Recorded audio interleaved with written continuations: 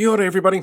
I wanted to do one last sort of big proper vlog entry for the end of the year, and there's one scheduled already for New Year's Eve, which is really quick, have a good new year kind of thing. But I wanted to do a bit of a retrospective because I've felt very much that this year has been, a burning trash pile of awfulness, but I also think it's important to take a look back and go, what have you actually achieved? Because I know I've achieved some stuff this year, and it's kind of cool. So I don't want to focus on negative stuff because that's what the whole year was for, but I'm going to focus on some positive stuff and my personal highlights. So hopefully this is just like an awesome, woohoo, yay, 2021's done and dusted.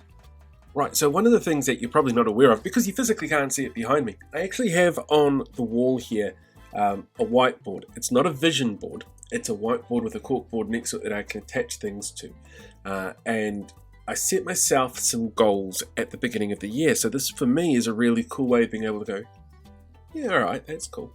And right across the top, I have in these huge letters, and I think I'm going to keep them there because they're really important.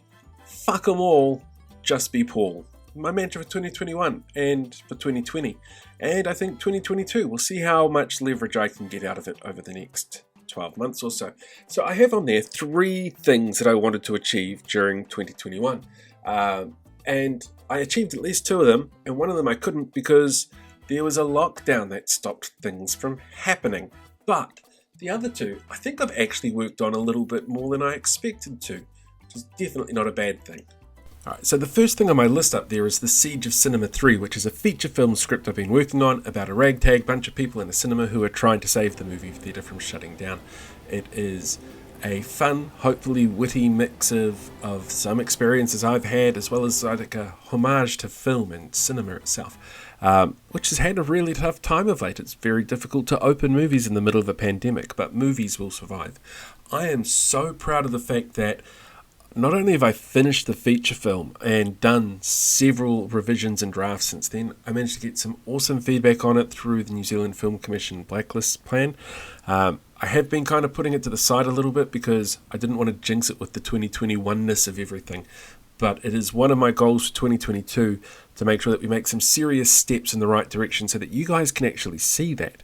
And depending on how busy I am over the next couple of months, more on that later, I might even see if I can do like a teaser or something like that, just to give you an idea of kind of the feel that I'm after. So yeah, chalk one up for experience. It was awesome. And as for the next one on the list, doing the other one stuff, that's what I'm doing right now. You're watching it. And I've had a lot of fun doing interviews during lockdown itself and then going through and rebuilding this whole thing up. And, I'm at a point now where kind of comfortable with it. Not very good at it. Certainly don't have like a huge following with millions of people and all that kind of stuff, and that's fine. I think I'm well past that, to be honest. But feel free to tell people about the channel. They might be interested. They're probably not going to be. My life's not that interesting, but doing it, that's the important thing. And you know what else I've done this year? I've survived 107 days in lockdown by myself. My house has never been tidier. I've baked and made things that I've never done before, which was kind of a challenge and also kind of cool. I've met some amazing people along the way. And while there have definitely been some heartbreak moments in there, I don't regret the time that I spent with some of the amazing people that I've come across along the way.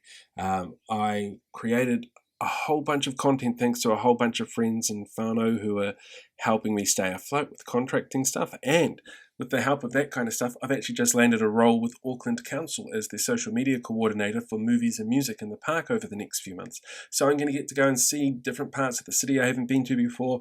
I get to interact with a whole bunch of musicians that I've never met before, which is going to be so cool. And they've just sent me through the guidelines on social media language and stuff like that. It's absolutely awesome. I'm happy with the people that I know and where they are at the moment, and I am exceptionally proud of sitting back and being able to see just how much everyone has come together during such a tough time, because it has been a tough year for people.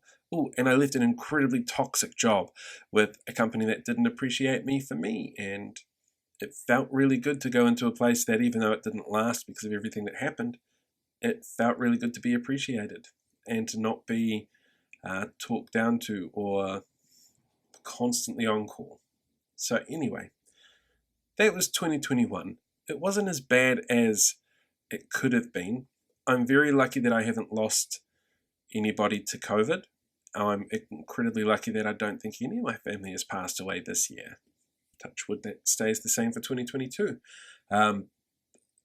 It could have been worse. That might be my sum up for 2021. It could have been worse. Anyway, there's only a few days left of the year, and we're in that weird, creepy in-between time where nobody knows exactly what day or what time it is. It's just, living life the way they used to. I hope you had a fantastic holidays, and I hope that New Year's is absolutely brilliant for you. Until next time, ka kite anō, have a fantastic day.